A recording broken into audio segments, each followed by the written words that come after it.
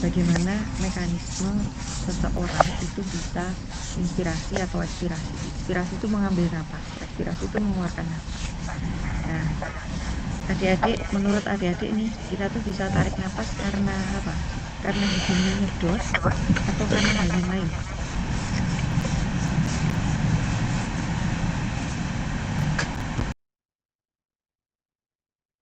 Yang berpendapat bahwa karena hidungnya nyedot, coba angkat tangan, raise hand, virtual.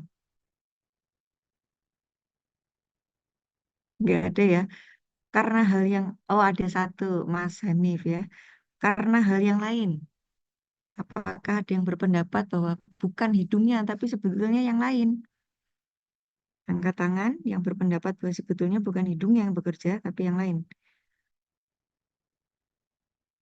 Oh, abstain semua ya. Oh, ada Mas Yahya. Iya. Nah, sebenarnya ini kalau teknik itu kan IPA ya, teman-teman ya. Waktu SMA-nya IPA kan ya. Berarti mungkin sebenarnya Iya, Bu. sebagian, nah, benar ya Mas. Ya.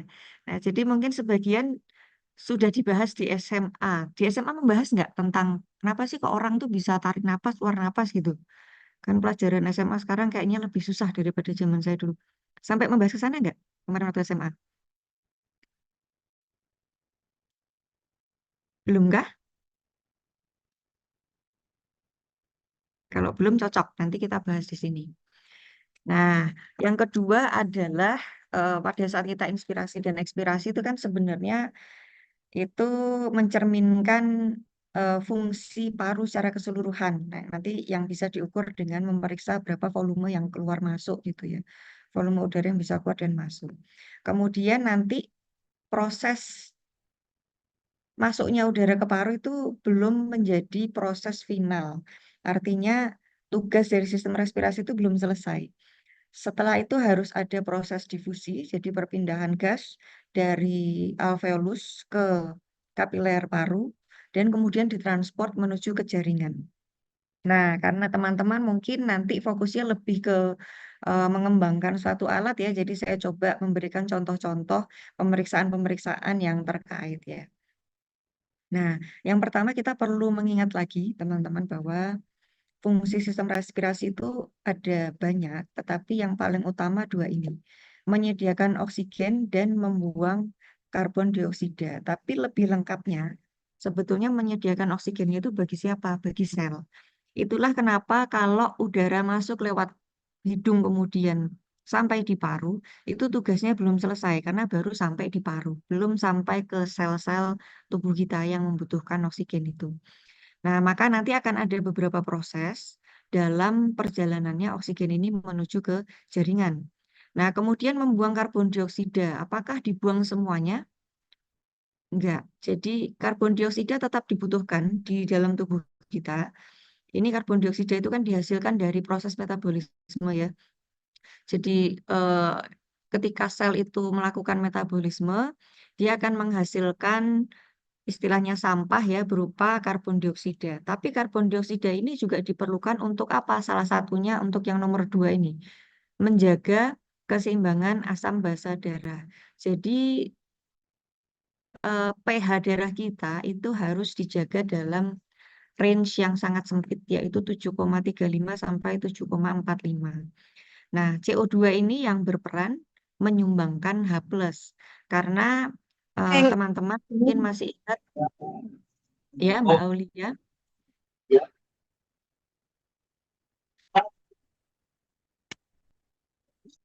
Ye, jadi CO2 ini kalau dia bertemu dengan air, dia akan menjadi H2CO3. Nanti bisa dipecah lagi menjadi HCO3 plus H+. Nah, plusnya ini yang membuat menjadi asam. Tetapi kalau terlalu banyak asamnya, terlalu banyak CO2-nya, itu harus dibuang karena nanti darah kita akan terlalu asam. Darah kita tidak boleh terlalu asam, tidak boleh juga terlalu basa. Kalau terlalu asam, nanti ada gangguan pada proses-proses metabolisme yang ada di dalam tubuh ya. Termasuk juga nanti ikatan antara hemoglobin dan oksigen juga akan menjadi terganggu.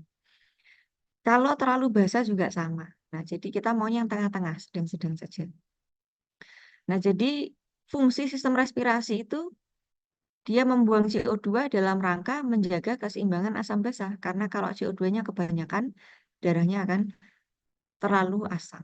Nah, adik-adik, sampai saat ini untuk memeriksa pH darah itu kita masih harus menggunakan pemeriksaan laboratorium. Kita ngambil darah arteri. Jadi dari pembuluh arteri bukan vena. Kalau teman-teman biasanya ngambil darah kan di sini ya, itu kan berarti vena. Nah, kalau ini harus dari pembuluh darah arteri. Jadi memang cukup invasif. Meskipun arterinya diambil arteri yang eh, luar ya, biasanya di pergelangan tangan sini, tapi tetap itu suatu hal yang invasif. Siapa tahu bisa teman-teman bisa mengembangkan alat yang bisa mengukur pH hanya dari misalnya kayak oximeter itu yang tinggal ditempel di jari gitu ya, kemudian bisa mengukur pH gitu, siapa tahu ya, kita belum tahu. Nah, itu akan sangat membantu karena banyak pasien-pasien datang dengan kondisi yang pola napasnya berubah, tetapi kita belum langsung tahu bahwa itu karena ketidakseimbangan asam basa. Taunya adalah setelah nanti diperiksa secara laboratorium ya, meskipun sudah menduga, tapi kan untuk pastinya harus periksa laboratorium. Nah, sistem respirasi yang tadi bekerja untuk menyediakan oksigen bagi jaringan, kemudian membuang karbon dioksida yang terlalu banyak dan juga menjaga keseimbangan asam basa, itu didukung oleh berbagai macam organ. Jadi, sistem respirasi itu tidak hanya terdiri dari saluran napas atau jalan napas ini ya yang kelihatan di gambar ini, mulai dari hidung sampai ke alveolus ya. Ada juga parenkim parunya atau jaringan parunya sendiri itu juga mempengaruhi bagaimana kerja dari sistem respirasi. Paru yang kaku, paru yang tidak bisa mengembang, atau malah paru yang terlalu letoy, artinya malah mudah sekali mengembang tidak bisa kembali, itu akan mempengaruhi fungsi dari sistem respirasi. Terus kita juga punya pembungkus paru, ini namanya pleura nih. Jadi teman-teman setiap paru kita kanan dan kiri itu dibungkus yang namanya pleura ada dua lapis. Ini ada lapisan dalam dan lapisan yang luar. Nah, kenapa Tuhan menciptakan seperti ini? Ternyata di celah antara kedua lapisan itu ada ruangan. Jadi yang kuning ini adalah ruangan. Ruangan ini tekanannya selalu lebih rendah normalnya ya dalam kondisi normal selalu lebih rendah daripada tekanan di dalam paru. Nah, adik-adik yang masuk teknik pasti fisikanya jago banget, jadi pasti tahu bahwa gas itu akan bergerak dari tekanan tinggi ke tekanan rendah. Maka kalau tekanan di paru ini lebih tinggi daripada di pleura, maka paru ini akan condong cenderung menuju ke pleura ini. Sedangkan pleura ini dia nempel ini ada di nempel pada otot-otot dan tulang-tulang kosta kita. Nah, jadi paru kita akan selalu mengembang mengikuti rongga dada. Nanti kita akan lihat gambarnya yang lebih jelas. Nah, jadi yang berpengaruh juga, yang berperan itu ada dinding dada. Dinding dada itu penyusunnya tulang-tulang ini. Jadi tulang-tulang rusuk ini selain melindungi paru, dia ini juga merupakan tempat perlekatan dari otot-otot. Nah, otot-otot ini bekerja dengan cara kontraksi, relaksasi gitu ya. Ketika dia kontraksi, relaksasi, dia akan menggerakkan tulang tadi, sehingga dia akan menggerakkan rongga dada menjadi membesar, mengecil gitu ya. Nah, itu yang membuat kemudian kita bisa inspirasi dan ekspirasi.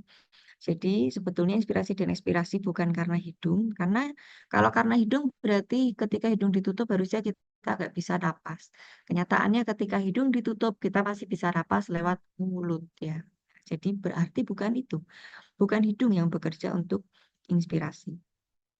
Dan beruntungnya kita punya pusat napas. Pusat napas ini teman-teman pernah dengar pacemaker nggak? Pacemaker jantung. Kuliah sebelumnya ada nggak tentang kuliah jantung? Atau mungkin pernah dengar dari tetangga, dari saudara tentang pacemaker jantung. Belum pernah ya. Jadi jantung kita itu bisa berdetak secara otomatis. Tidak ada yang memberikan sinyal pun dia akan berdetak secara otomatis karena ada yang namanya pacemaker itu. Nah, sistem respirasi kita juga sama. Dia punya semacam pacemaker. Tidak disebut pacemaker, disebutnya adalah pusat respirasi gitu ya, pusat napas. Tetapi prinsipnya sama. Dia itu bisa aktif secara ritmis tanpa ada sinyal dari manapun. Jadi dari penelitian itu dicoba dipotong seperti ini. Jadi pusat napasnya kan ada di tengah sini ya. Nah ini, yang ini pusat napas utamanya, dorsal respiratory group. Ketika tikus itu kemudian dipotong bagian atasnya, berarti otaknya diambil, kemudian yang bagian bawahnya juga dipotong begini. Ternyata bagian sel ini selama ini masih hidup ya, artinya masih apa namanya viabel gitu. Nah itu daerah sini masih bisa menghasilkan aktivitas listrik, jadi kita sebutnya potensial aksi. Jadi dia masih bisa aktif tanpa dapat sinyal dari manapun. Nah, itu karena itu ini istilahnya jadi seperti pacemaker jantung itu tadi.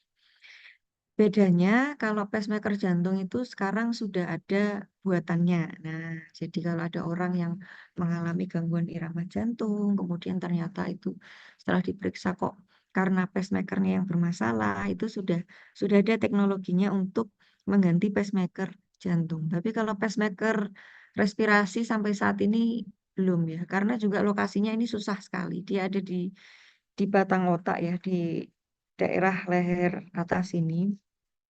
Jadi aksesnya juga pasti akan sulit, pasti akan juga beresiko. Sampai sekarang belum ada untuk teknologi itu, tapi siapa tahu nanti ke depan akan ada ya. Nah, ini kita lihat gambar saluran napas dari hidung, faring, laring, trakea, bronkus, kemudian bercabang-cabang sampai nanti di alveolus. Nah, tadi saya menyampaikan bahwa hidung itu ditutup, kita tetap bisa napas.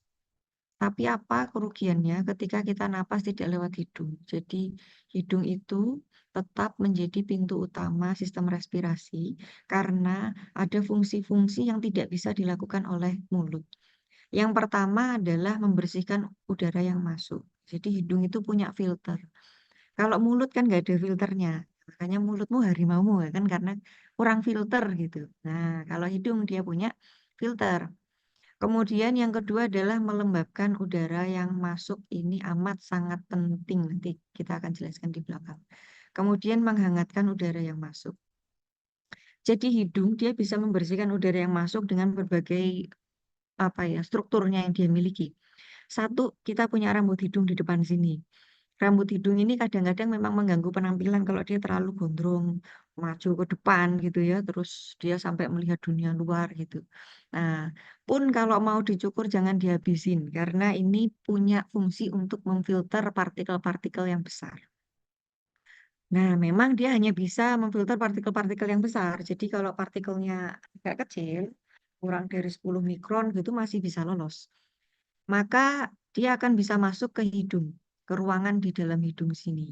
Tapi kita masih punya mekanisme lain. Ada mukus. Mukus itu apa ya? Lendir ya. Jadi hidung kita itu, adik-adik kalau nanti ini kan masih pada di rumah kan ya, sambil off cam lagi ya, bisa sambil pegang ruangan di dalam hidungnya, dirasakan ruangan di dalam hidungnya itu enggak kering. Jadi enggak seperti kulit ini yang kering, tapi agak lembab. Kalau ada yang kering, nah coba diperiksa lagi, jangan-jangan ruangannya terlalu kering. Mungkin AC-nya seharian dan lain sebagainya, atau mungkin cairan tubuhnya kurang. Nah, itu akan berbahaya bagi tubuh kita, karena hidung itu dia sangat berperan dalam melembabkan salah satunya menggunakan mukus ini. Jadi selain dia membersihkan, mukus ini juga ikut melembabkan. Kok bisa dia membersihkan si mukus ini? Karena mukus itu sifatnya lengket. Jadi kalau ada partikel asing yang masuk, kemudian dia nempel dengan dinding hidung ini, maka nanti dia akan terperangkap di situ. Terperangkap nggak bisa masuk lagi ke saluran napas yang lebih bawah, nggak bisa ke faring, laring, dan seterusnya. Nah, ditambah lagi kita punya sistem ini ada konka. Jadi ada tonjolan-tonjolan ini gambarnya ini ya. Tonjolan-tonjolan ini kalau nggak percaya hidungnya diginiin kayak apa namanya kayak babi itu. Nah, ngaca depan kaca akan kelihatan di kanan dan kiri itu ada yang nonjol gini. Nah, coba buktikan nih mumpung pada di rumah sambil nyari kaca ya. Nah, itu adalah konka. Konka itu fungsinya membuat udara yang masuk menjadi alirannya turbulen. Nggak lurus lagi, tapi gara-gara ada tonjolan itu, udara ini akan nabrak, jeder. Akhirnya dia muter, jeder, muter lagi. Karena konka ini setiap sisi hidung ada 3. Inferior, media, superior. Jadi bawah, tengah, dan atas. Nah, ini yang membuat udara itu kemudian menjadi berputar.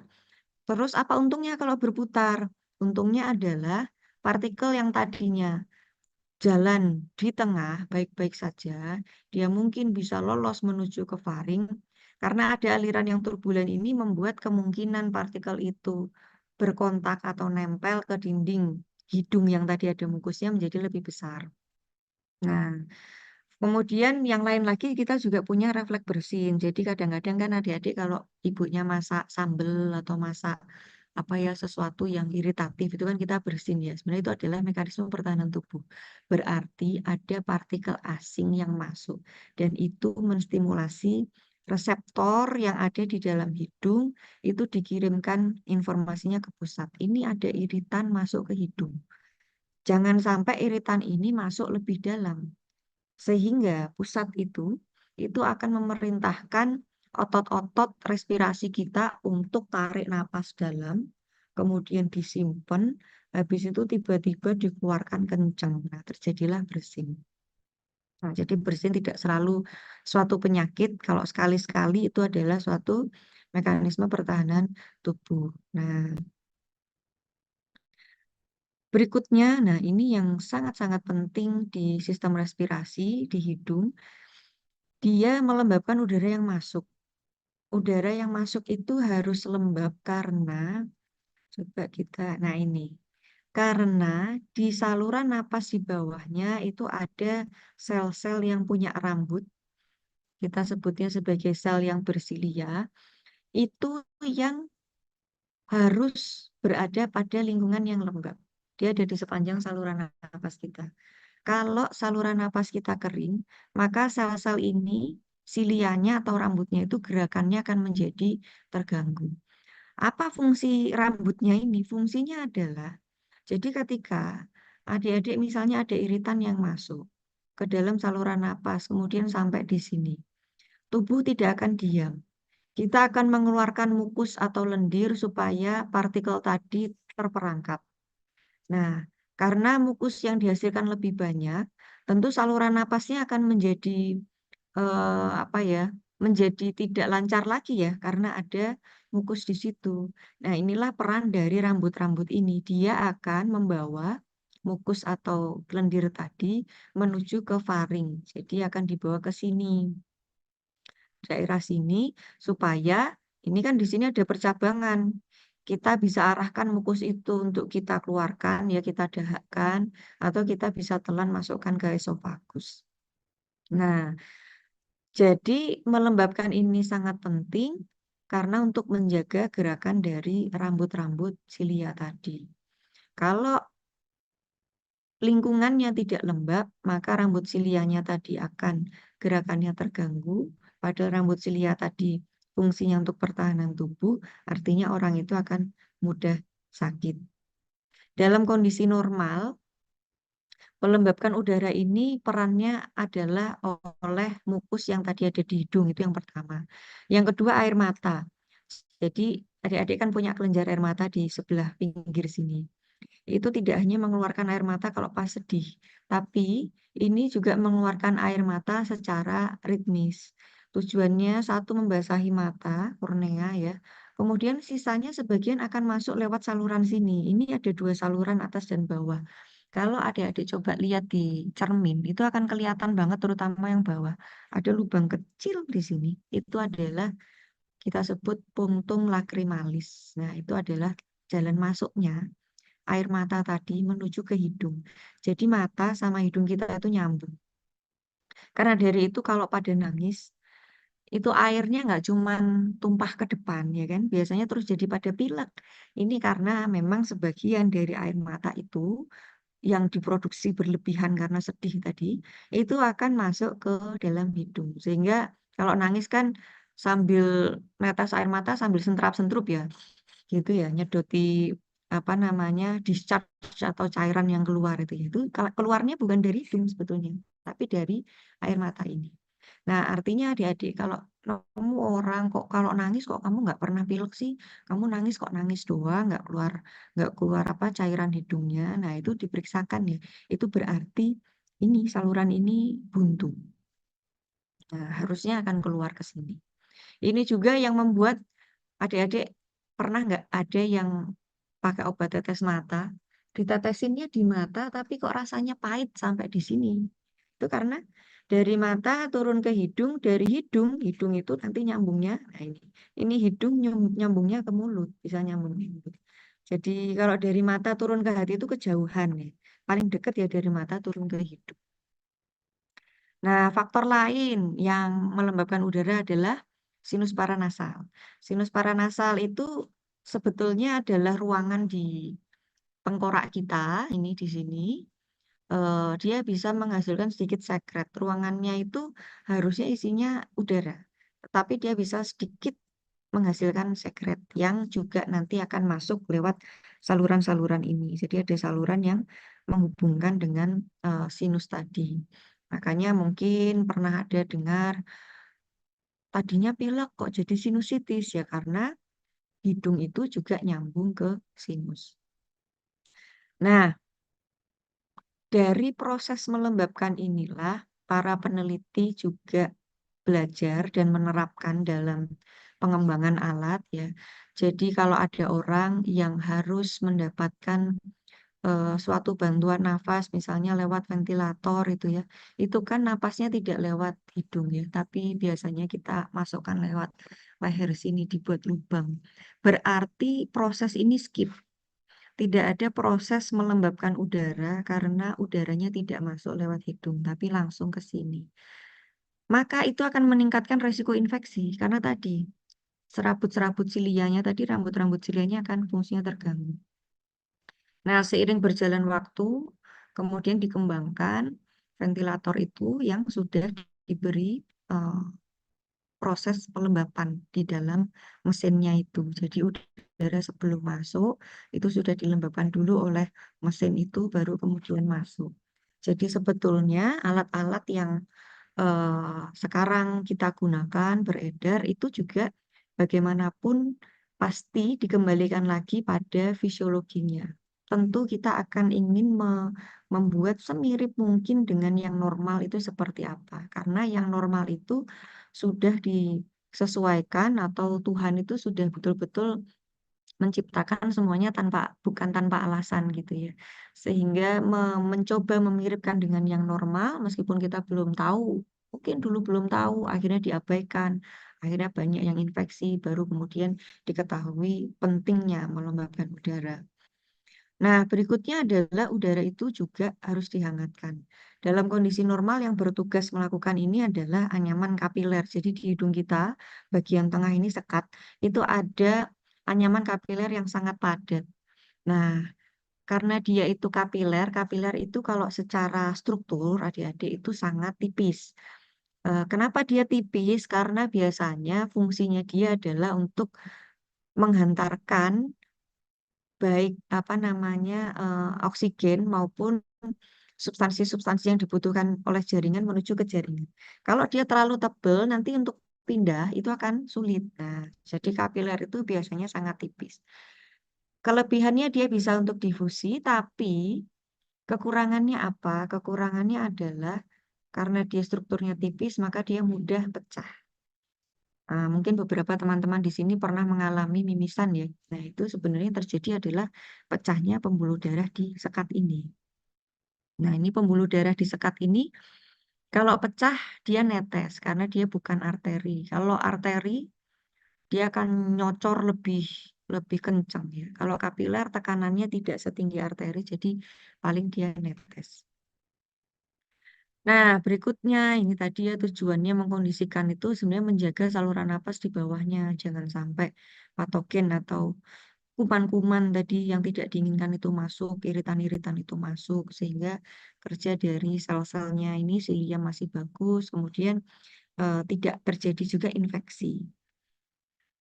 Nah, akibatnya apa? Kalau inspirasi tidak lewat hidung, misalnya waktu lari maraton atau ini tadi yang saya ceritakan ya pakai endotracheal tube, jadi ada saluran itu langsung langsung menuju ke sini ya, ke laring gitu. Jadi tidak lewat hidung. Itu resiko infeksinya akan sangat sangat naik kalau tidak jadi endotracheal tube-nya tidak ada proses pelembapan. Nah, berikutnya eh, ini membicarakan tentang bagaimana tadi paru itu bisa mengembang ya. Jadi kita sudah melihat di depan bahwa ada pleura yang 2 lapis tadi. Nah, di sini lebih jelas. Sebetulnya kalau tidak ada si pleura itu, paru kita itu cenderung mengecil seperti ini. Karena pembentuk dari paru itu salah satunya adalah serabut elastik. Jadi seperti karet. Kalau nggak ada yang narik, dia akan balik. Nah, tujuan elastisitas ini apa? Ya, sebetulnya supaya kita bisa ekspirasi. Jadi ketika ekspirasi itu kita juga mengandalkan energi balik dari serabut elastik ini untuk mendorong udaranya keluar. Tapi kalau waktu inspirasi dia kolaps atau apa ya istilahnya kolaps itu kempes ya. Kempes seperti ini kan udara nggak bisa masuk. Nah, disinilah peran dari pleura tadi. Ini pleuranya yang bagian luar kan dia nempel di dinding dada, yang bagian dalam dia nempel pada paru. Karena tengahnya tadi tekanannya negatif atau lebih rendah dari tekanan di dalam paru, maka parunya akan selalu ikut kemanapun pleura pergi. Karena pleura itu lengket sekali dengan dinding dada, maka kalau dinding dadanya ngembang, ya dia akan ikut ngembang. Termasuk di sini, karena dinding dadanya besarnya segini, ya dia akan mengikuti. Ya, seperti yang sebelah sini ya, dia akan mengikuti memenuhi ruangan.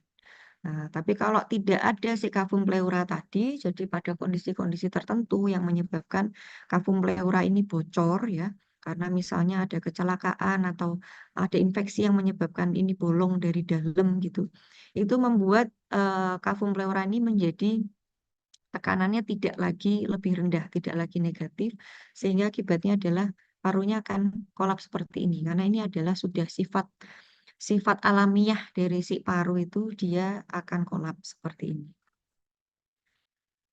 Nah, bagaimana kok rongga dada itu bisa mengembang mengempis? Kita punya ini apa namanya dinding-dinding dada dan otot-otot respirasi ya. Ini nama-nama ototnya tidak usah dihafalkan ya adik-adik karena yang penting itu mengetahui bahwa kita punya otot untuk tarik napas dan otot untuk mengeluarkan napas. Nanti kita akan lihat bagaimana kerjanya ya.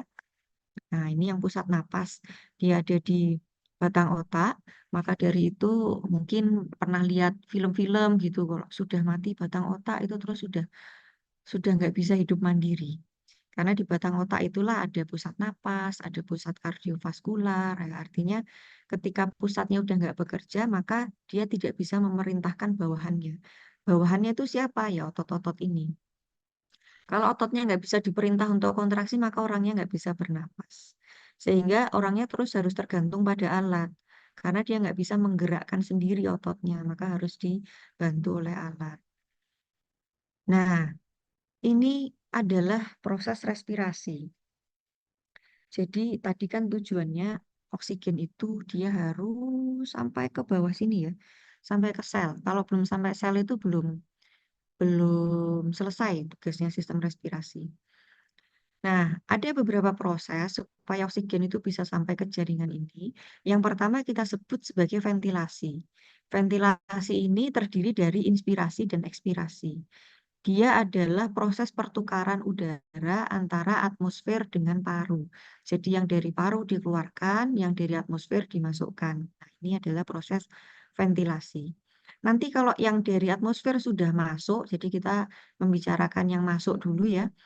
Kalau dari atmosfer sudah masuk, dia sudah sampai paru. Kemudian proses berikutnya adalah proses pertukaran. Ini proses difusi namanya di sini. Jadi oksigennya akan masuk ke kapiler karena tekanan oksigennya lebih tinggi di alveolus daripada di kapiler. Kenapa kok bisa tekanan oksigen di alveolus lebih tinggi daripada di kapiler? Karena yang di paru ini kan dia baru ngambil fresh air ya, udara seger dari luar. Sedangkan yang darah ini yang mengalir ke paru itu adalah darah yang sudah beredar ke seluruh tubuh. Jadi oksigennya sudah diambili oleh jaringan. Maka ketika kembali ke dalam paru itu sudah dalam kondisi rendah oksigen. Karena dari itu mengikuti hukum fisika yang oksigen dari alveolus akan menuju ke kapiler.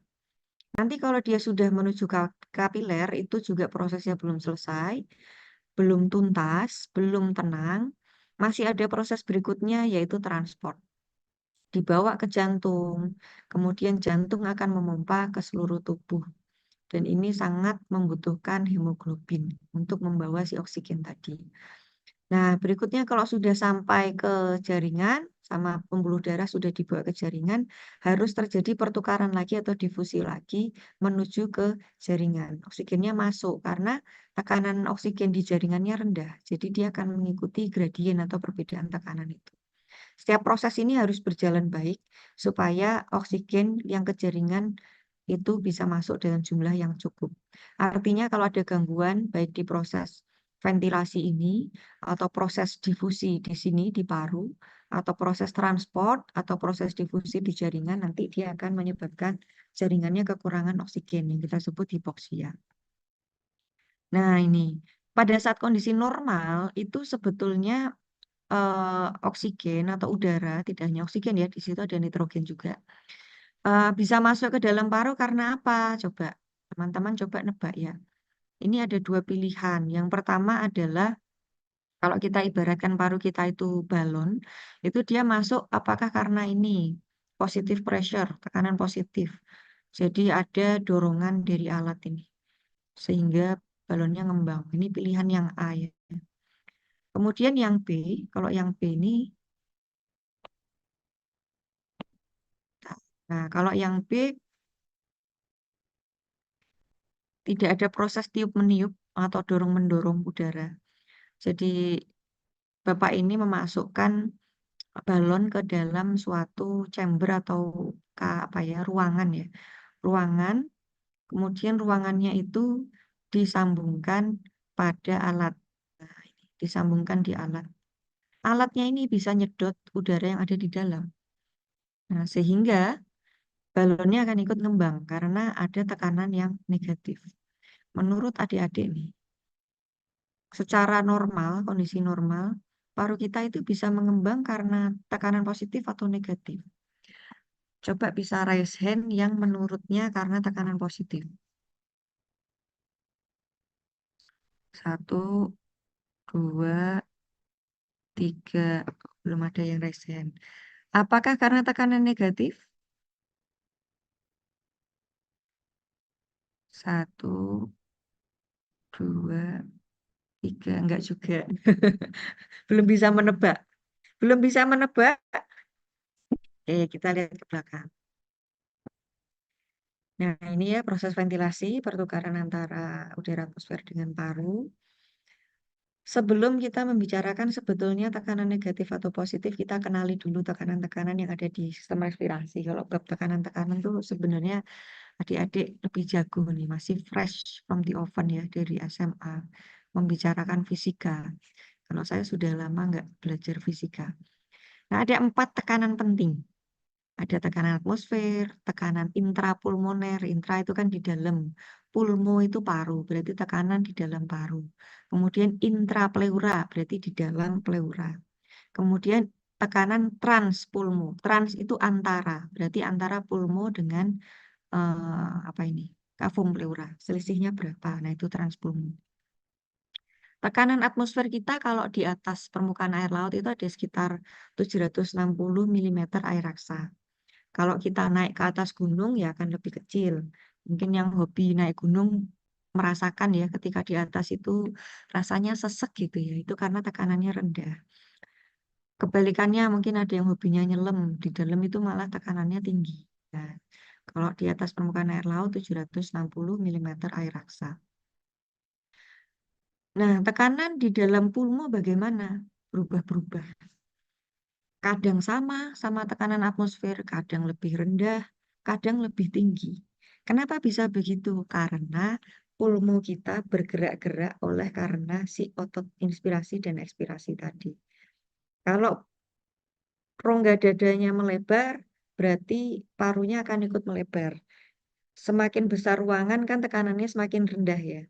Berarti kalau parunya melebar, tekanannya akan rendah. Tapi kalau parunya mengecil, tekanannya akan tinggi. Nah, jadi memang tekanan di dalam pulmo itu berubah-berubah, tergantung kita lagi inspirasi atau ekspirasi. Berikutnya intrapleural, ini juga berubah sedikit, tetapi akan selalu di bawah dari tekanan pulmo. Karena kalau sampai di atas itu udah bahaya, nanti malah parunya akan kolaps. Jadi normalnya pasti akan selalu di bawahnya. Nah, ini tekanan transpulmonar itu adalah selisih dari tekanan di dalam pulmo dengan tekanan di dalam kavum pleura. Harusnya positif. Jadi misalnya di sini 760, di kavum pleura kan selalu lebih rendah. 760 dikurangi 756 adalah 4, tetap positif ya. Yang penting adalah positif. Kalau positif, pasti gerakan parunya akan menuju ke luar, jadi tidak kolaps. Tapi kalau sampai negatif, maka dia pasti akan kolaps. Nah, apa guna tekanan tadi? Jadi pada saat kita inspirasi atau tarik napas, sebetulnya yang bekerja adalah ini ya, otot diafragma. Pada saat kita tarik napas, otot diafragma yang tadinya bentuknya cembung. Jadi kalau pas nggak tarik napas itu otot diafragmanya cembung begini. Adik-adik lihat ketika posisinya cembung seperti ini tuh parunya kecil karena terhimpit oleh si diafragma itu. Nanti kalau paru itu sudah ketarik gara-gara diafragma, jadi pertama tuh diafragmanya dulu yang kontraksi. Ketika dia kontraksi, diafragma ini akan mendatar. Su gitu. Dia akan menuju ke perut karena diafragma ini posisinya ada di antara dada dan perut. Tadinya dia nonjol ke arah dada, kalau dia kontraksi dia akan mendatar menuju ke perut. Nah, ini gambar yang sini ya. Ketika dia mendatar, karena si paru tadi akan selalu ikut kemanapun dinding dada bergerak, maka dia juga akan ikut turun ke bawah. Maka ruangannya kelihatan sekali yang tadinya kecil jadi besar. Ketika volumenya jadi besar, artinya tekanannya di dalam menjadi kecil. Kalau tekanannya jadi kecil, meskipun tekanan di atmosfer itu tadi tetap 760, karena tekanan di pulmo ini menjadi lebih rendah, maka udara akan masuk ke dalam parunya. Nah, jadi inilah bagaimana kita manusia bisa bernapas. Terjadi karena ada tekanan negatif. Tekanan negatif itu artinya kan tekanan yang lebih rendah ya. Bukan karena tekanan positif dalam kondisi normal. Nah, tetapi prinsipnya udara mau masuk itu kan kalau ada perbedaan tekanan. Maka dari itu para eh, pembuat alat itu juga ya, para pengembang, pencipta alat, itu juga menciptakan gimana ya kalau ada orang nggak bisa napas karena dia tidak bisa menggerakkan rongga dadanya, tidak bisa membuat tekanan negatif. Ya sudah, prinsipnya kan yang penting ada perbedaan tekanan. Supaya udara bisa masuk berarti gimana? Ya dikasih tekanan positif. Didorong dari luar pakai alat. Ya, jadi udara dimasukkan ke saluran napas menggunakan tekanan yang lebih tinggi supaya udara itu terdorong ke dalam. Nanti supaya dia bisa ekspirasi gimana? Ya ditarik lagi, dihilangkan tekanannya tadi. Nah, ini kerja otot diafragma, dia mendorong ke bawah dan sedikit ke samping karena posisinya ada di bawah gini ya. Set. Jadi sampingnya itu juga dia ikut megar gitu. Kita juga punya otot lain namanya intercostalis externa itu ada di bagian dada yang depan sini. Nah, itu mekanismenya beda lagi. Dia bukan mendatar pada saat kontraksi dia bukan mendatar.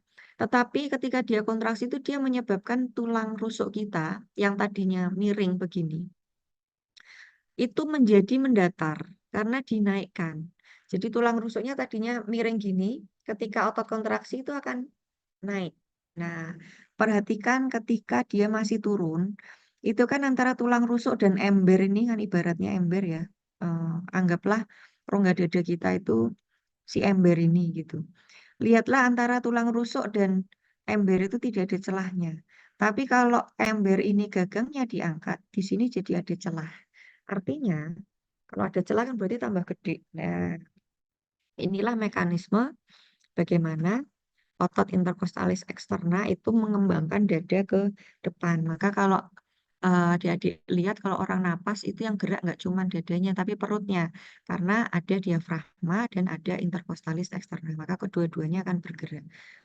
Meskipun biasanya ada salah satu yang dominan ya entah dadanya ataupun perutnya. Nah, kalau ekspirasi normal gimana? Ekspirasi normal itu sebetulnya bukan proses yang aktif. Nggak perlu otot-otot ekspirasi itu berkontraksi. Dia proses yang pasif, relatif tidak membutuhkan energi. Ini terjadi karena memang parunya itu sifatnya akan kembali ke bentuk semula. Jadi kenapa ekspirasi normal bisa terjadi? Itu hanya sekedar karena otot-otot inspirasinya rileks. Dia akan kembali ke bentuk semula, sehingga sekarang nggak ada lagi yang narik paru ke bawah ataupun ke depan gitu.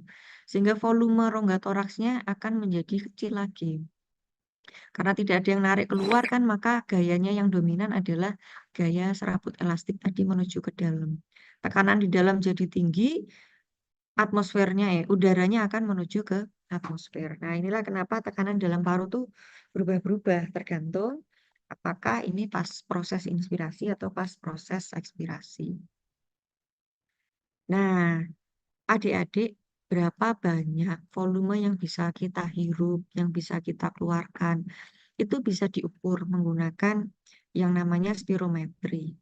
Nah, alat ini sudah cukup lama sekali ditemukan, sampai sekarang masih digunakan.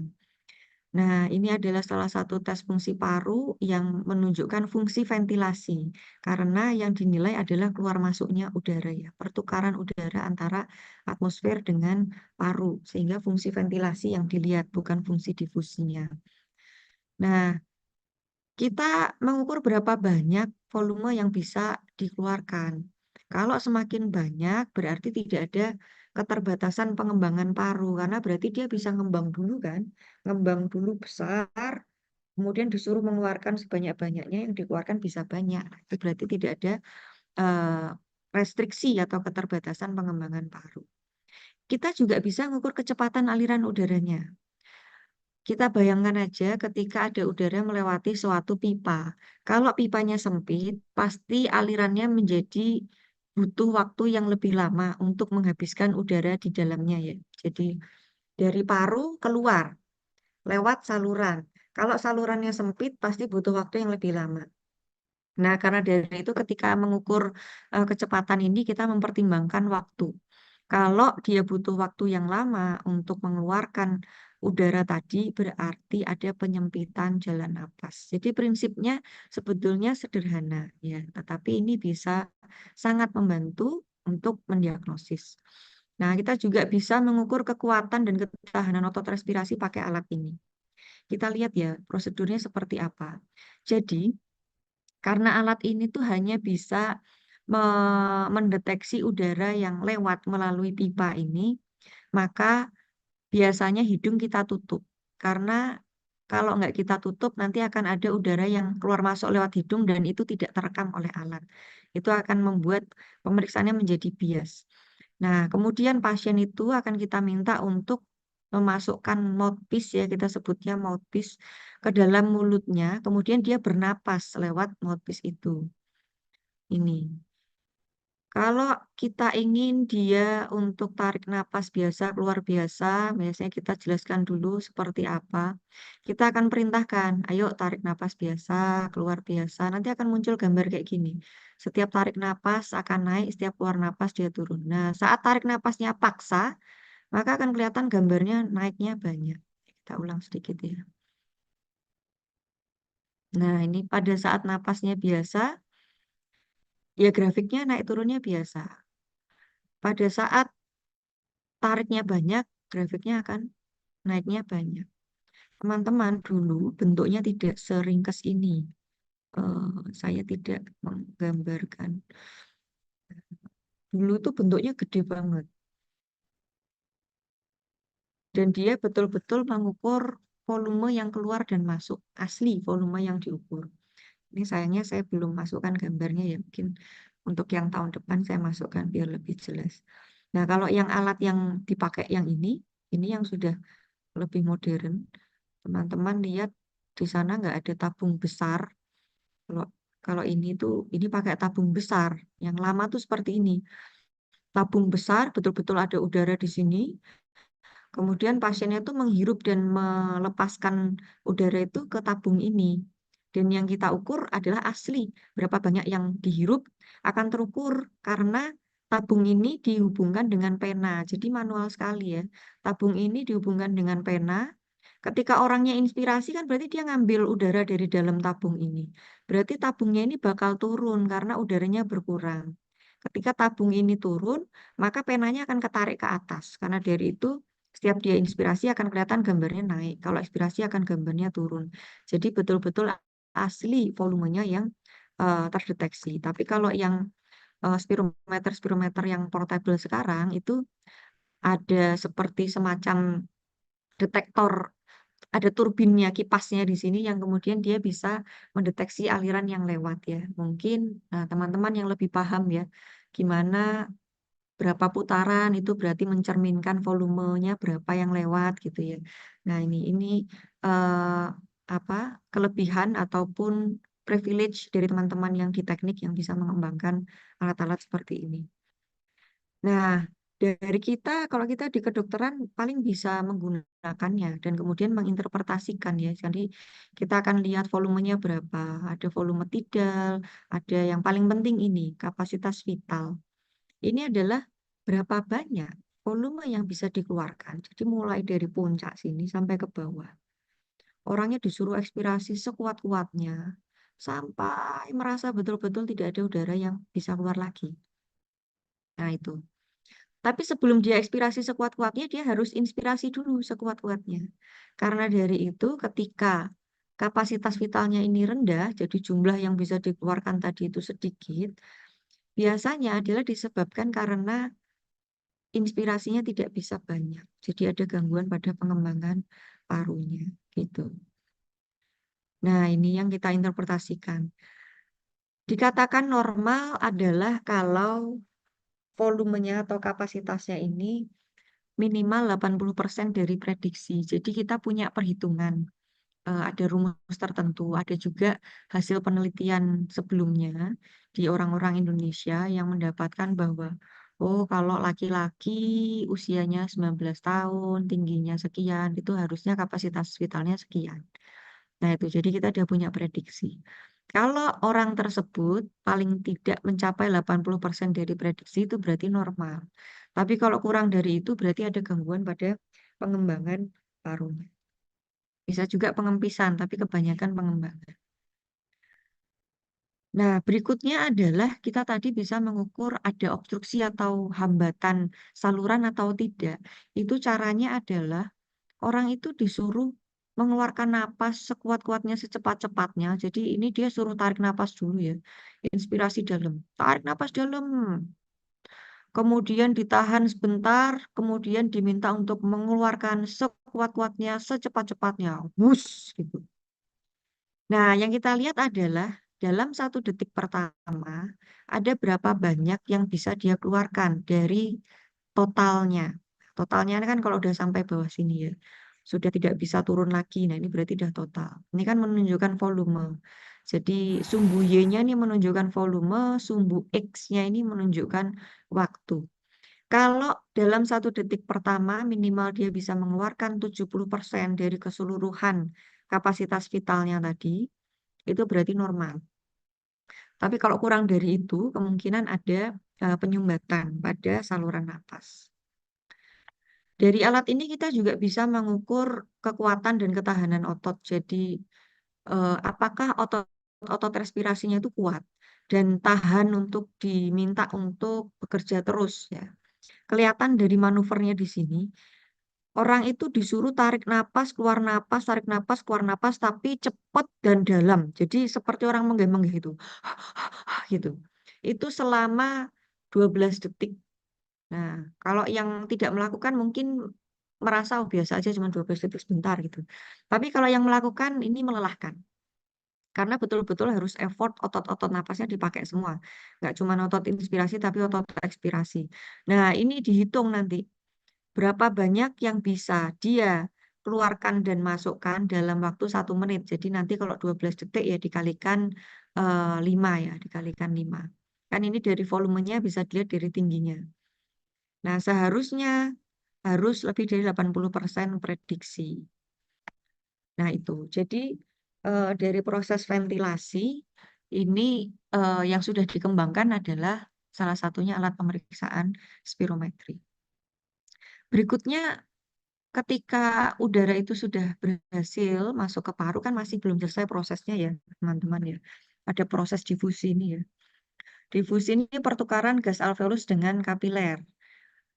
Nah, ini masalah hukum-hukum kayak gini nih, adik-adik yang di teknik nih, yang lebih lebih apa ya, piawai ya biasanya ya. Nah, di sini kita juga ada hukum fisika yang berlaku dalam proses difusi. Jadi cepat atau lambatnya difusi, masuknya gas ke dalam kapiler dari alveolus itu tergantung 4 faktor. Yang pertama konstanta gasnya sendiri. Jadi sifat gasnya itu apakah dia larut atau tidak. Dia mudah larut atau tidak. Kalau dia mudah larut maka dia akan mudah lewat. Yang kedua luas areanya. Bayangkan adik-adik kalau misalnya kondangan gitu. Kondangan tamunya 1.000. Buffetnya cuma 1, pasti antriannya panjang, ya kan? Nah, kalau tamunya 1.000, buffetnya paling tidak minimal 20 gitu kan, antriannya akan lebih pendek. Nah, ini juga sama. Jadi area pertukarannya itu harus besar kalau kita mau difusinya cepat. Area pertukarannya itu di mana? Di, ya ini. Pertukarannya kan antara alveolus dengan kapiler. Itulah kenapa alveolus itu diciptakan bukan sekedar hanya seperti 2 buah balon kanan dan kiri. Tetapi kita punya 300 juta alveolus. Jadi paru kita itu bukan cuma 2 buah balon begini, tapi terdiri dari balon yang kecil-kecil banyak. Itu kenapa? Karena supaya dindingnya banyak. Jadi dindingnya ini akan dibungkus oleh kapiler. Nah, dinding yang dibungkus kapiler inilah tempat pertukarannya atau tadi ya luas areanya. Nah, berarti kalau kalau cuma 2 buah balon gini kan cuma seluas 2 bola gitu kan ya. Nah, kalau ini kan banyak bola.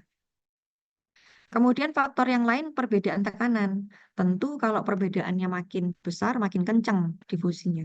Terakhir adalah distance. Distance itu jarak. Jarak itu menunjukkan ini nanti di belakang ya. Jadi eh, difusi bisa terjadi kalau dinding pemisahnya itu tipis. Nah, jarak ini menunjukkan dinding pemisah tadi. Kalau dinding pemisahnya tipis, maka difusinya akan cepat. Normalnya tipis. Tapi dalam kondisi berbagai macam penyakit ya, misalnya kemudian ada penumpukan cairan atau dindingnya ini jadi tebal karena perubahan struktur histologi gitu.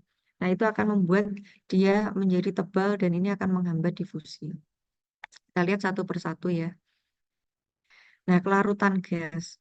Masing-masing gas itu punya kelarutan sendiri-sendiri dan ternyata CO2 itu lebih mudah larut daripada oksigen.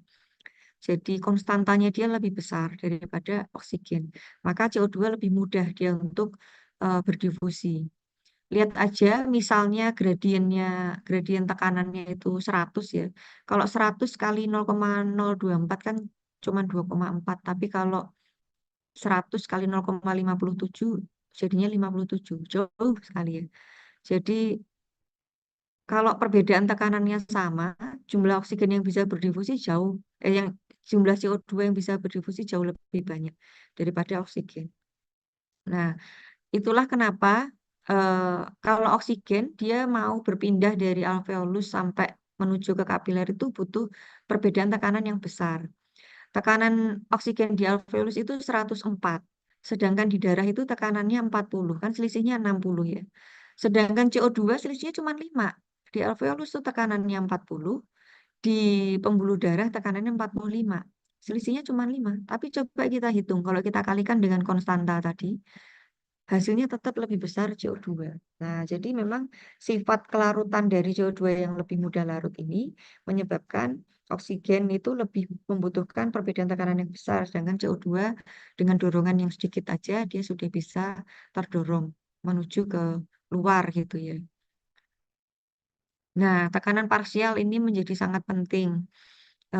Kalau perbedaan tekanannya besar ya akan lebih cepat difusinya. Tapi kalau perbedaannya sedikit akan lambat. Itu kenapa kalau mungkin ada teman-teman yang hobi naik gunung, ketika di atas itu ada rasa sesak karena di atas tekanannya kecil.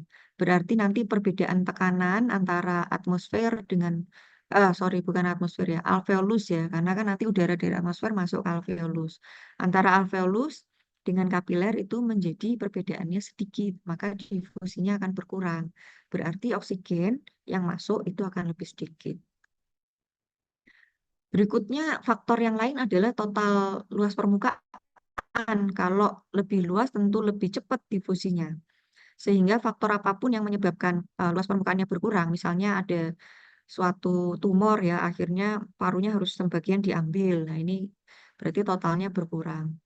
Atau parunya menjadi kolaps tadi karena eh, kafum pleuranya terganggu ya. Kafum pleuranya bocor sehingga parunya menjadi kolaps. Nah, ini juga akan terjadi penurunan total luas permukaan. Nah, kalau yang ini salah satu penyakit emfisema namanya. Ini banyak disebabkan oleh rokok. Jadi kalau dari luar di foto ronsen itu parunya masih kelihatan besar karena bukan kolaps seperti ini. Tetapi yang terjadi di dalam, kalau kita belah parunya, ini kondisi yang normal. Alveolusnya itu kan ada dindingnya, ada sekat-sekatnya gitu ya. Nah, sehingga luas area untuk pertukarannya menjadi banyak. Pada orang-orang yang mengalami emfisema itu, dindingnya yang bagian dalam ini hancur. Hancurnya kenapa? Ya karena substansi-substansi di dalam rokok ya karena kebanyakan adalah karena rokok ya. Substansi-substansi di dalam rokok itu menyebabkan proses radang. Karena ada proses radang, tubuh kita tuh kan sebenarnya cuman anu ya, cuman merespon. Duh kok ada radang, saya nggak mau nanti paru saya radang. Maka yang dia lakukan apa? Dia akan mengaktifkan sistem imun.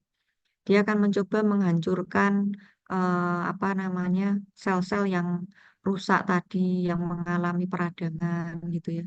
Nah itu juga ikut menghancurkan dinding-dinding alveolusnya. Nah, radang-radangnya tadi juga akan menyebabkan sel-sel imun tadi mengeluarkan yang namanya protease. Protease itu enzim penghancur protein. Nah, padahal serabut elastik itu protein penyusunnya. Jadi dia akan hancur. Nah, jadi kalau di sini masih ada yang ngerokok ya, sebaiknya di stop sesegera mungkin karena kalau dari luar tuh kelihatannya biasa aja, mungkin belum kelihatan sesak napas dan lain sebagainya, tapi di dalam itu sudah tergerogot pelan-pelan kayak gini. Nah, kenapa kok belum sesek ya? Lihat aja. Kita lihat di depan lagi deh. Teman-teman kita tuh kalau cuma napas biasa, seperti saat sekarang kondisinya duduk, atau mungkin istirahat gitu ya. Itu kita napas tuh cuma sekitar 500 mili nih. Jadi dikit banget. Sedangkan paru kita itu mampu mengeluarkan dan mengambil napas itu bisa sampai 4.000. Kalau yang tinggi badannya tinggi ya. Kalau yang perempuan-perempuan ya biasanya 3.000-an. Nah, artinya kan kita punya spare atau cadangan itu besar banget. Nah, karena dari itu biasanya yang merokok pun itu nggak merasakan rasa sesak. Karena kalau untuk kehidupan sehari-hari kan cuman butuh ini doang.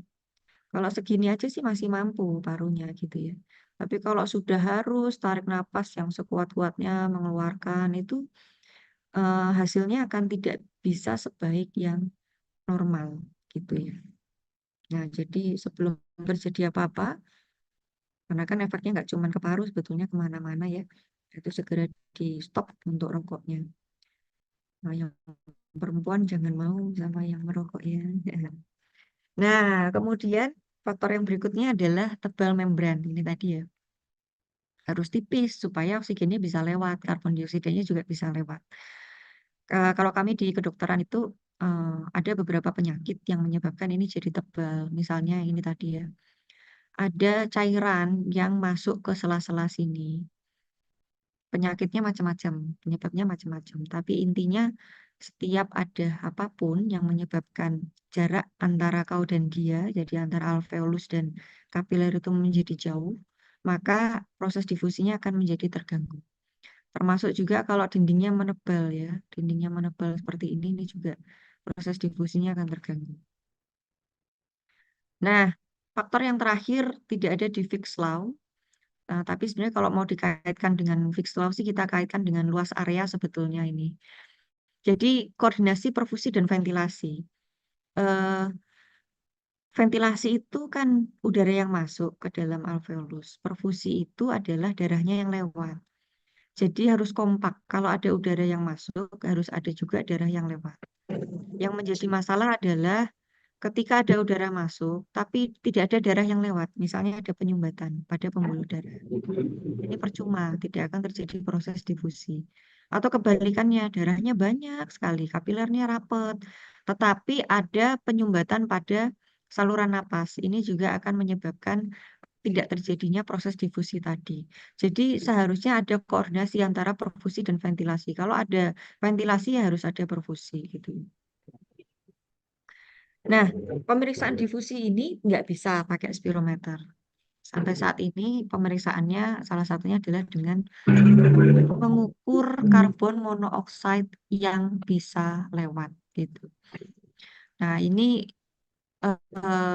dia akan mengukur kapasitas difusi atau kemampuan paru itu untuk mentransfer gas dari saluran napas terutama alveolus ya ke pembuluh darah. Jadi caranya nanti subjek itu akan diminta untuk tarik napas satu kali aja melalui alat yang sudah diketahui konsentrasi gas monoksida-nya. Jadi udah diberi gas monoksida di dalam, kemudian dia diminta untuk tarik napas. Nah, setelah tarik napas, disuruh diem dulu 10 detik. Nah, kenapa suruh diem dulu? Ya, memberikan waktu bagi si karbon monoksida itu untuk berdifusi. Nah, kalau sudah berdifusi, dia masuk ke dalam paru, ke dalam kapiler. Terus orang itu diminta untuk ekspirasi. Nah, bisa dibayangkan, tadi masuknya berapa? Sekarang keluarnya berapa?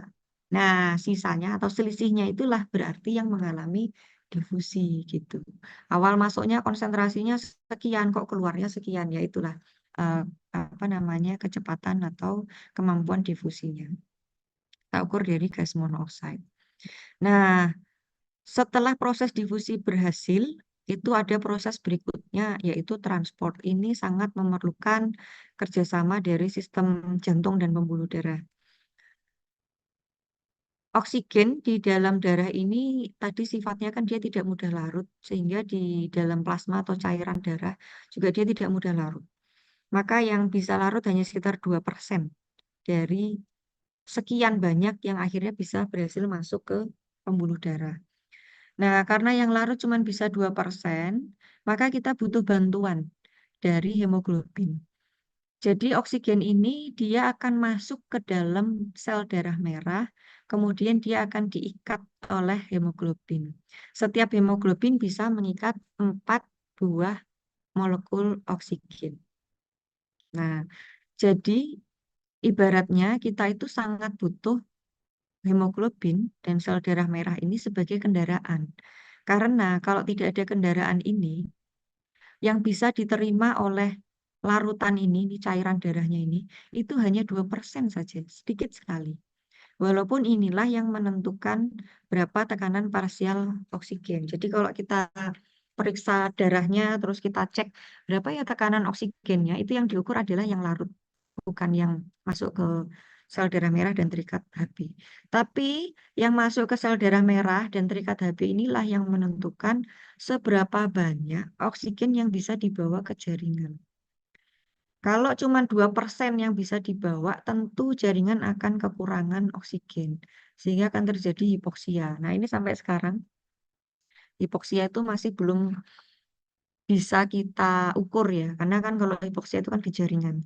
Yang bisa kita ukur hipoksemia atau rendahnya kadar oksigen di darah itu bisa diukur. Tapi kalau di jaringan belum bisa. Paling dilihat dari gejala-gejalanya aja. Nah, hemoglobin kita ibaratkan seperti kendaraan kayak mobil gitu punya 4 tempat duduk. Nah, jadi dia maksimal mengangkut 4 orang gitu. Kalau seluruh tempat duduknya itu penuh, itu kita sebut saturasi atau ikatan hemoglobin oksigennya 100%. Kalau hanya sekitar 50%, hanya 2 dari 4, ya berarti saturasinya 50%. Kalau tidak mengikat sama sekali, kita sebut deoksihemoglobin. Nah, teman-teman mungkin dulu COVID pernah ada yang dipasangi oximeter gitu ya di tangannya, terus diukur berapa saturasi oksigennya. Nah, itu yang diukur adalah ini sebetulnya. Berapa banyak hemoglobin yang rata-rata itu berikatan dengan si oksigen itu tadi. Normalnya ya paling enggak 96 gitu. Nah, kalau sampai rendah itu nanti akibatnya apa? Akibatnya ya jaringannya akan kekurangan oksigen karena begitu tergantungnya kita terhadap hemoglobin untuk mentransport oksigen. Nah, kalau banyak sekali hemoglobin yang tidak mengikat oksigen, itu uniknya dia berubah warna jadi biru. Jadi kalau banyak sekali deoksihemoglobin kan tadi hemoglobin yang tidak mengikat oksigen sama sekali ya. Kalau banyak sekali deoksihemoglobin dalam darah kita sampai lebih dari 5 gram per desiliter, kita bahkan bisa lihat orangnya itu jadi kebiruan nih. Di mulutnya, di mukosa-mukosanya itu jadi kebiruan, di kukunya gitu ya. Nah, itu saking banyaknya deoksihemoglobin ini. Nah, teman-teman dulu yang pada diukur oximeternya, itu kan kalau sudah di bawah 95 udah hati-hati ya. Karena kalau sudah di 95, apalagi di 90, itu bukan berarti tekanan oksigennya turunnya cuma sedikit. Kan tadi normalnya di 96, 97 gitu ya. Ini tekanan oksigen di darah, ini persen saturasi hemoglobinnya. Jadi kalau saturasinya 97 itu kira-kira di sini. Berarti kalau saturasinya 97, kira-kira tekanan oksigen di darahnya berapa? Oh, masih 100, aman ya. Tapi kalau misalnya saturasinya sudah turun, walaupun turunnya cuma di 90 deh. Kelihatannya cuma turun dikit. Tapi lihat di grafik ini berarti tekanan oksigennya sudah di 60, sudah turun jauh sekali. Karena dari itu jangan nunggu sampai di 90, itu harus segera mencari pertolongan ya. Karena memang sifatnya ikatan hemoglobin dengan oksigen itu tidak linier. Jadi di atas dia itu landai dulu. Penurunan tekanan oksigen sekian itu tidak menurunkan sejumlah yang sama dari saturasi hemoglobinnya gitu. Turunnya pelan-pelan. Jadi kadang-kadang kemudian kalau yang tidak tahu menjadi tidak aware, oh turunnya saturasinya cuma turun sedikit kok. Nah, itu kan kelihatannya dari saturasi. Tapi sebetulnya kalau dari tekanan oksigennya bisa sudah turun banyak. Nah, dia itu baru akan kelihatan sekali begitu tekanan turun, saturasi turun adalah kalau sudah oksigennya rendah banget ya, di bawah 60. Nah, fungsi transport kita itu satu yang tadi udah kita bahas ya, saturasi oksigen pakai oximeter itu yang dijepit itu ya, dijepit di jari. Itu yang sudah ada sekarang. Kemudian karena transport itu terkait dengan eh, fungsi dari jantung dan pembuluh darah, ya semua pemeriksaan-pemeriksaan terkait jantung dan pembuluh darah itu diperlukan. Jadi yang sudah ada itu misalnya fungsi jantung itu kita lihat dari semacam USG jantung ya, dilihat apakah yang terpompa itu banyak atau tidak gitu. Nah, pembuluh darah kalau ini sampai sekarang itu masih invasif kalau kita mau lihat pembuluh darah masih pakai eh, memasukkan kalau lihat pembuluh darah jantung ya terutama kita masih memasukkan kontras atau cairan yang bisa berpendar gitu ke dalam pembuluh darah terus nanti semacam seperti di ronsen gitu untuk lihat pembuluh darahnya itu alirannya baik apa enggak gitu lancar apa enggak atau jangan-jangan ada yang buntu gitu. Nah, siapa tahu besok bisa menciptakan yang lebih tidak invasif ya, melihat bagaimana pembuluh darahnya. Nah, kalau selain pembuluh darah itu kan jalannya. Jantungnya itu pompanya, jadi energinya yang untuk mendorong tadi. Kita juga butuh darahnya. Darahnya yang perlu dievaluasi kalau di sistem respirasi ya. Karena tergantung dari HB tadi, berarti jumlah sel darah merahnya normal atau tidak, HB-nya normal atau tidak gitu. Nah, HB itu juga sekarang masih harus pakai darah. Jumlah sel darah merah juga sama, meskipun sekarang sudah semakin maju. Kalau dulu tuh pemeriksaannya masih pakai kimiawi manual gitu. Nah, sekarang tinggal masuk mesin, kemudian keluar hasilnya. Nah, ini berkat teman-teman teknik juga tentunya. Kemudian analisis gas darah. Analisis gas darah juga pakai suatu mesin sampai sekarang sampelnya yang dimasukkan itu masih darah arteri ya. Jadi eh, masih invasif gitu.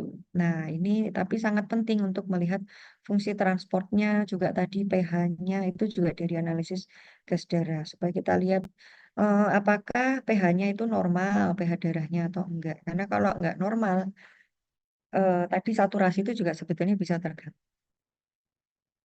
Nah, kira-kira ini teman-teman untuk fisiologi sistem respirasi ya yang mungkin bisa menjadi landasan dari teman-teman nanti dalam belajar dan juga dalam mengembangkan suatu penemuan yang baru ya.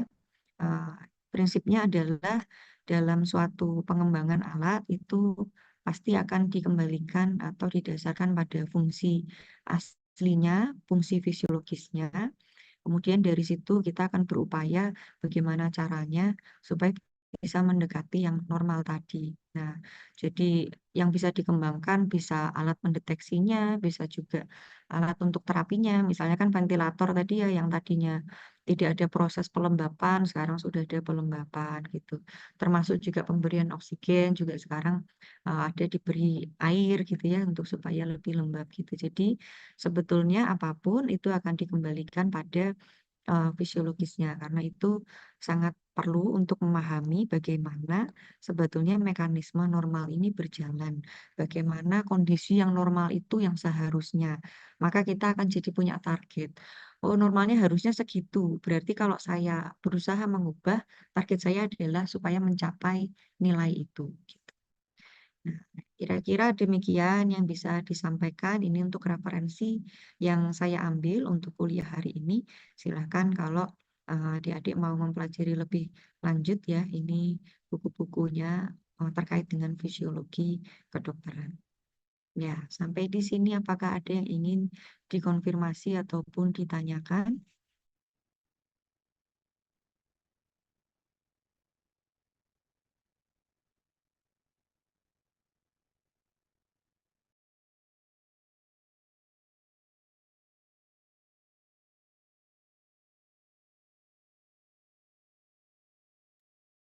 Tidak, baik. Kalau tidak, saya pamit. Semoga apa yang dipelajari hari ini bermanfaat. Tetap semangat ya. Eh, jangan jangan sungkan ataupun takut untuk menjawab ya, teman-teman ya. Karena kita di sini juga tentu ingin mengetahui sebenarnya teman-teman itu sudah paham atau belum atau apa yang ingin dipelajari lebih lanjut gitu. Karena itu bisa menjadi masukan juga bagi kami ya. Nah, oke, saya akhiri untuk kuliah hari ini. Semoga bermanfaat.